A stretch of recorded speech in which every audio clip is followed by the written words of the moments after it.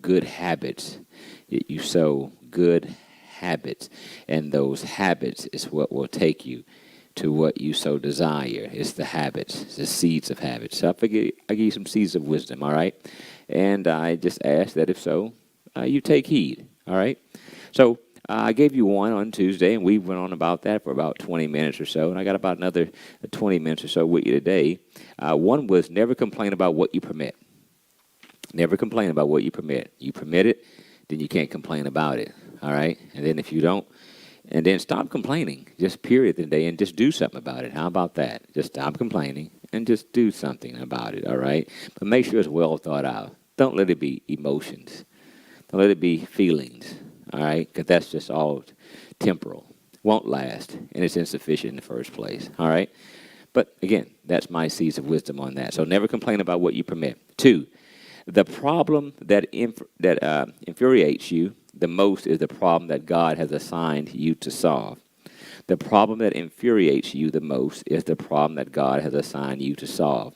Like for me, probably why I wind up becoming a pastor and a life coach is due to the fact that, man,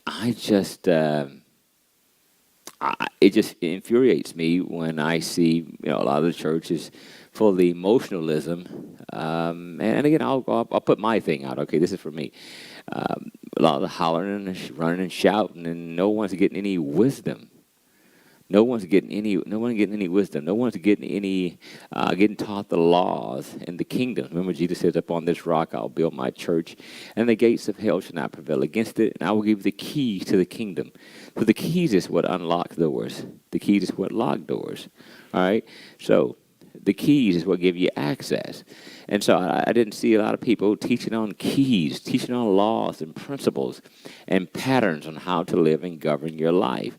And that's exactly how you start to rule and have what's called dominion. All right?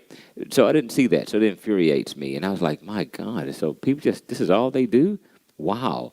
So they do all that on Sunday. And on Monday, they're back lost again. All right? They back needing prayer again. On Tuesday, Wednesday, and Thursday, Friday, and Saturday, and Sunday, they right back to the same show again. Sounds like a pattern. So that really infuriated me. It's like, God, when are people going to start teaching people? All right? Jesus says, "Come unto me, all ye who are heavy laden, and I'll give you rest." Then he says, "Learn from me." No one seems to talk about that. Learn, which means in order to learn, one must be taught. So I didn't think there was a lot of teachers in ministry, and so that's how I became that. As far as the life coach at the end of the day, I just thought that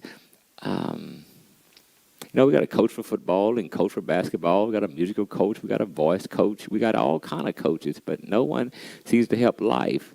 And I just thought that the life coach and the pastoring really goes hand in hand because Jesus said in John 10 that I came that you might have life and have life more abundantly. So if there's anyone who knows about life, it's Christ, all right?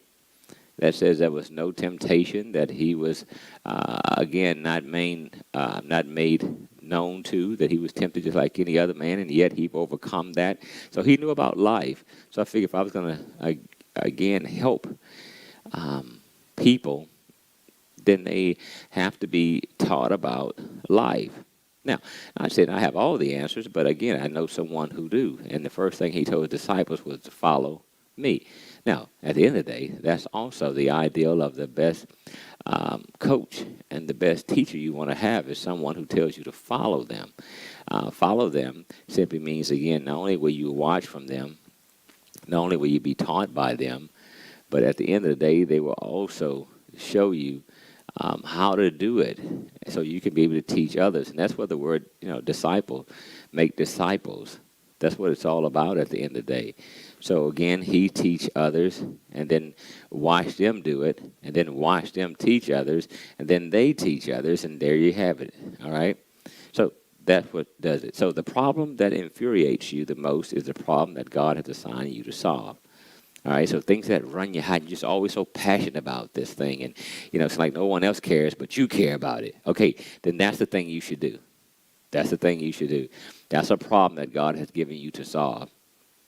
you try to convince everybody else, what about this? And why come nobody's doing about it? Well, if that thing seems to get you roused up, not one time, not two times, not three times, but all the time, then clearly that's a problem that God has given you to solve. And at the end of the day, your reward is based on the problems you solve. All of our rewards are based on the problems we solve. All right? The jobs that people have today, the job you have, you're only there because you can solve a problem that the employer has. If you couldn't solve that problem, there would be no need for them to have you. So your reward is also tied to the problems you solve. Your reward is tied to the problems you solve, which is kind of cool because, again, God has given you this thing that's inside of you that, like I said, if it infuriates you all the time, that's the problem he's caused you to solve. And if you work with him, and again, getting the guidance and wisdom by the Holy Spirit, then you'll be able to solve that problem, and your reward is connected to that problem. So let me make sure I make that note here, that your reward is connected to your problem. Your reward is connected to the problem, the problems you solve. So you want to be a problem solver, all right? And a lot of times we wonder, God, why is God giving me these problems? Well, you can solve one or two of them. Your wealth, your rich, your joy, your peace and purpose is connected to it, all right? So, again, the problems are not always bad, all right? And then you got to look at it, a problem. Is it a problem? Is it a challenge? Is it a situation? It was an opportunity. Again, different words, all right, for the same thing. Some people say, well, I have a problem. Now, again, I'm just trying to give you seeds of wisdom. Some people say, I have a problem.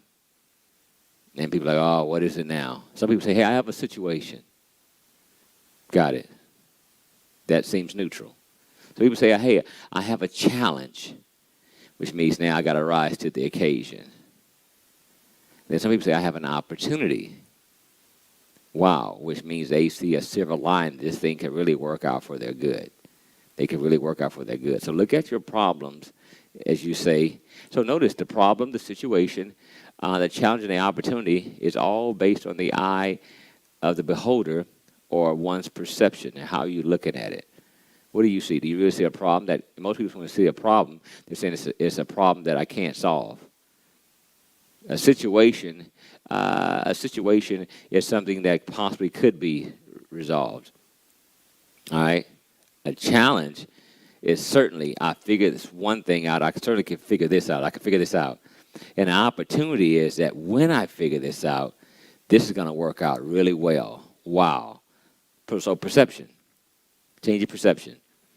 So God's sending you these things, again, to change how you see things. All right, another seeds of wisdom. Number 3. Those who unlock your compassion are those to whom you have been assigned. All right, I'll read it again. Those who unlock your compassion are those to whom you have been assigned. Those who unlock your compassion. When it seems like you meet some people and there's something in you just want to do this for them. There's something that you want to just help them. There's something about them that you want to go out of your way or even sacrifice for. Those are the people you've been assigned to. Don't know why. I'm not God, but I'm just trying to give you seeds of wisdom. That those are people you've been assigned to. I just want to help this person. Don't know them. Didn't even ask for any help, to be honest with you. I just want to. I have this resource, and I just want to give it to this person. I have this information. I just want to tell this person. I really want to do this. So I want to share this with this person. See what I'm saying? Then those are the people you are assigned to. The people you are assigned to are those who unlock your passions. All right? The people who also say, man, you got to do this. And you've been around people who just feel better around. You just feel better around these people. Those are your assigned people. So again, your compassion. Your compassion. That not only those who ignite you, but those who you ignite as well. those who protect you, and not only those who you protect as well.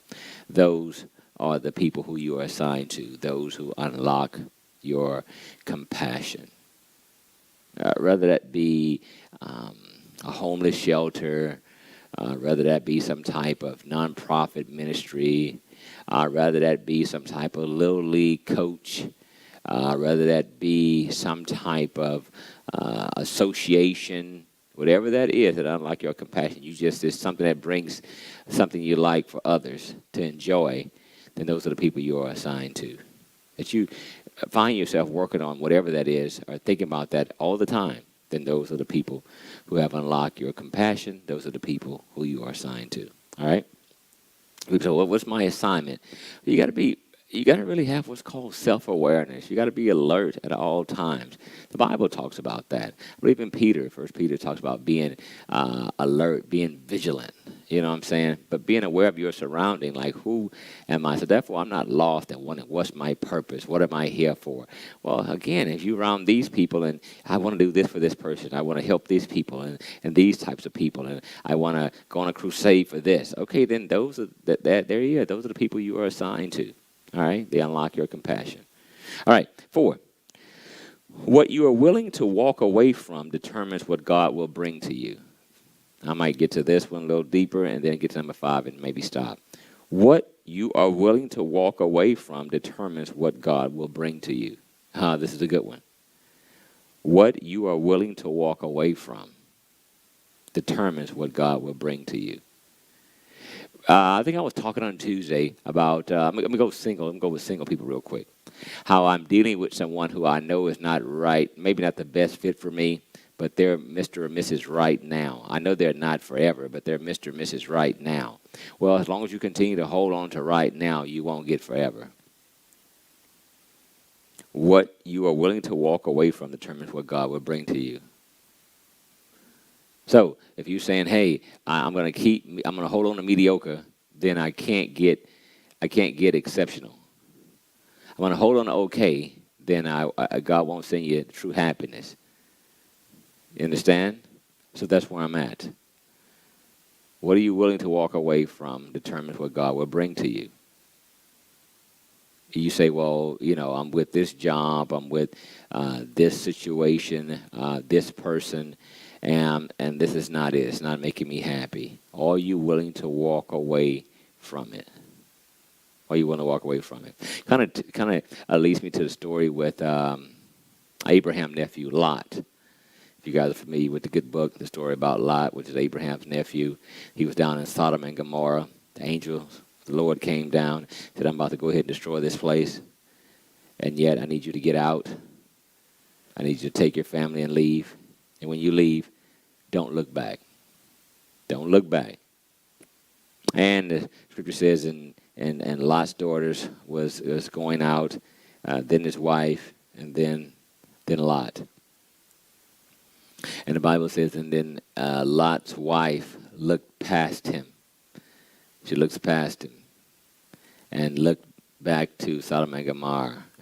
And she turned into a pillar of salt.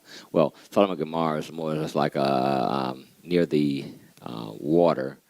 So more or less like a beachfront, if you will. And therefore it had to have some type of sand. And sand is salty, and that's where you get the salt from. I'm not quite sure if it was near the salt sea or not, but you get the point. All right, so she couldn't let go of the past. So since she couldn't let go of the past, she wasn't willing to walk away from the past, she couldn't go forward in her future. All right? You got to be willing to let that go. And some people say, so caught up in their past. Oh, my God. Then God can't bring you the right thing in your future. So sometimes it's like, oh, my God, when am I going to get the right thing? When is the right thing going to show up? Easy when you let go of the wrong thing. But you got to let go of the wrong thing. You can't stay in your past. Your past could easily be your blockage. It could easily be the very thing that's hindered. Even if your mind stayed on it. Well, man, I remember when people did me like this. I remember when people treated me like this. Man, I remember I was like this. Okay, you're so back in the past, you can't even go forward. Your transmission's in reverse. You're not in drive. Or you've been damaged so much, or been hurt so much, or been deceived so much, or feel like you've been betrayed and made a fool of so much, you're not even in drive, you're not in reverse, you're in park. You're in park. You're not going anywhere. Look, take the lessons. Take the lessons.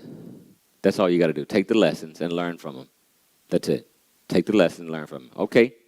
Like falling off a bike. Okay. That was on me there. Got it. Didn't see that, but it's on me. Now, here's the thing about it. You better believe you're going to get another crack at this. It's got to come back.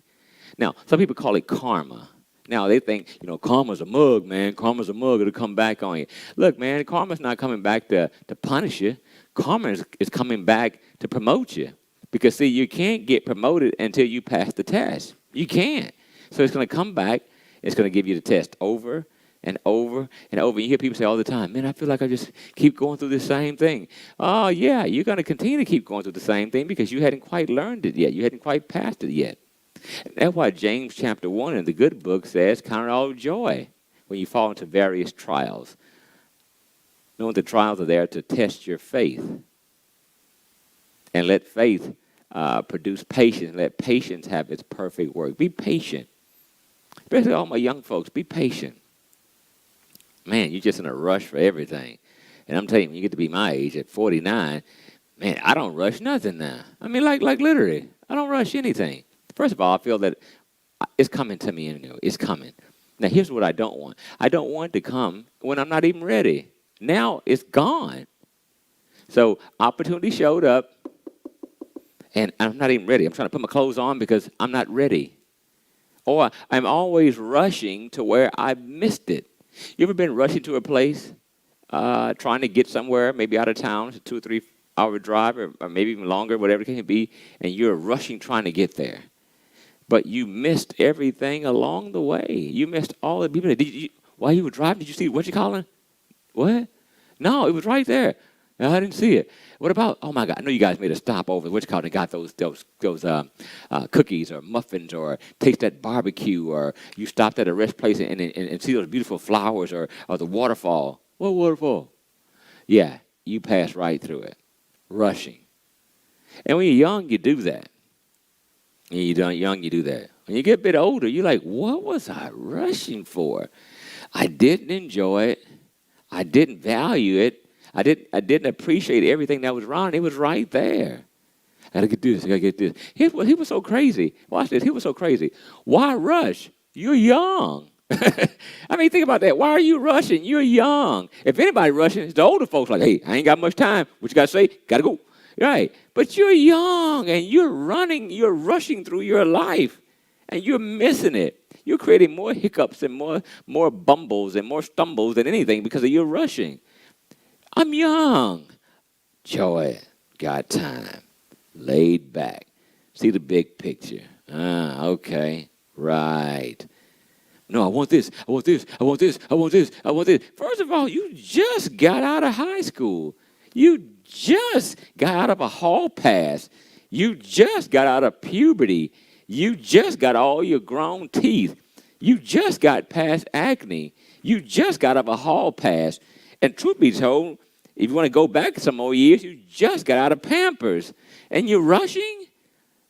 Cool down. Enjoy this thing. Because if I could go back, exactly, you think I'm patient now, I'll be real patient. Not slow, not a procrastinator putting things off, but no, just taking it. Okay, I see this coming up my way. Okay, and it getting bigger and bigger. Okay, I see it. Oh, then I'm going to do that too. Got it. But these young folks, I want to do this, I want to do this, I want to do this. And then you ever notice, the young folks want to do so much stuff, they wind up doing what? Nothing. Think about it. Nothing. When they say, okay, I see that. Boom, going to get that done. Boom, I got that done. Boom, I'm going to get this done. Boom, I got that done. Now you see the accomplishments. Now you're seeing their life getting bigger. You see their life getting better. But instead, they're just all over the place, like, and not getting anything done. You ever talk to a young person, it's like, oh, my God, you kind of get a headache. It's like, man, they're just talking so much. And it's like, so what you done? It's always what they're going to get done. Not I've done. I'm gonna do this, I'm gonna do this, I'm gonna do this, I'm gonna do this, I'm gonna do this. Okay, what have you done? Then that kind of sets you ready for what you're gonna get done. What have you done? Huh? Oh, you're just trying to talk negative. I'm just trying to tell you what I'm trying to, and they're always trying. I'm always trying to do something. I'm just saying, take your time. And be willing to walk away from some things. Be willing to walk away from people. Because you remember now, as you grow, there's certain people going to fall off as you continue to grow. You can't take these people with you. So, what you're willing to walk away from determines what God will bring to you. When you get to the next level in your life, you got to leave some people behind. God, in the good book, God told Abraham, look, I got a place for you. But I need you to leave your country, leave your kinsmen, and leave your family too. Because they're going to try to hold you. You got to go. All right? Let's see. Do I got room for one more? Number 5. Is it okay if I finish number 5, producer? How much time I got left? I'm going to ask my producer how much time I got left. I got 9 minutes? Oh, man, I'm going to finish this up. I'm going to finish up at 5 then. The secret of your future is hidden in your daily routine. That's a good place to stop. The secret of your future is hidden in your daily routine. Let me say it another way. Your daily routine determines your future. How about that? The secret of your future is hidden in your daily routine. But I believe your future, again, comes from your daily routine. So your daily routine determines your future. What are you doing day in and day out? Day in and day out. And that is what is developing your future. Your daily routine is your seed, your habits of seeds that you're developing. And that's what's producing this. So when people say, man, how do I get this? How do I get here? Look at your routine. That's how you got here. Look at your routine. Go back and look at your routine. What were you doing every day? Now, let's be honest. Okay, let me say this so I can get up out of here. If a person's working out every day, eating right every day, watching their carbs, watching their sugars, watching their starches, all that good stuff, eating right, working out, drinking plenty of water, getting good rest, they will lose weight. I don't care who you are, you will. See, it's in the daily routine. The weight is just part of the future. So over here, I want to lose 10 pounds. Over here, I've lost 10 pounds. But in between here and here, or here and there, or now and then, is my routine, my habits. People who are always in trouble, always got some drama crazy going on. Watch what they do every day. And sure enough, there you have it. People who never in trouble, don't have problems, don't have drama. Look what they do every day. They isolate themselves and make sure they're not around none of that crazy stuff. Not doing any of that crazy stuff. Not easily influenced by crazy. And watch this. Crazy, you sow crazy, you reap crazy. You sow success, you reap success. Period. So, again, the secret of your future is hidden in your daily routine. What are you doing daily? And that will determine your future. All right? So, I think I'm going to stop right there. I'm going to stop right there for the seeds of wisdom as we are in seed time. I got plenty more I want to give you. Again, I wish I could say just common sense knowledge, but at the end of the day, I realize that common sense isn't common at all. So that's where we're at. So you want to know what your future looks like? Easy. Look what you're doing every day, and that determines your future. What are you thinking about every day? What are you speaking about every day? And then what are you putting to action every day? Because faith without works is absolutely, positively dead. Hey, I've enjoyed the time well spent with you. I hope you really appreciate it because, again, I'm trying to make sure that I'm making this place a better place to live in, and that simply is making people better by giving them a bit of pep talk. All right? So be blessed. Have a happy Halloween on Saturday. Don't forget to set your clocks back an hour. And it's seed time. Sow some seed. Sow some money for your life. That seed you sow will come back to you. Sow goodness. Do good to other people. Good will come back to you. Show joy. Sow happiness. Sow those things and you reap those things. Hey, guess what? it's seed time, and it's time for you to succeed. All right, I'm Dr. Ellis. Thank you for being a part of the show today, and see you on Tuesday. Tell somebody, invite somebody, share it with somebody if you care about them. God bless you. Bye now.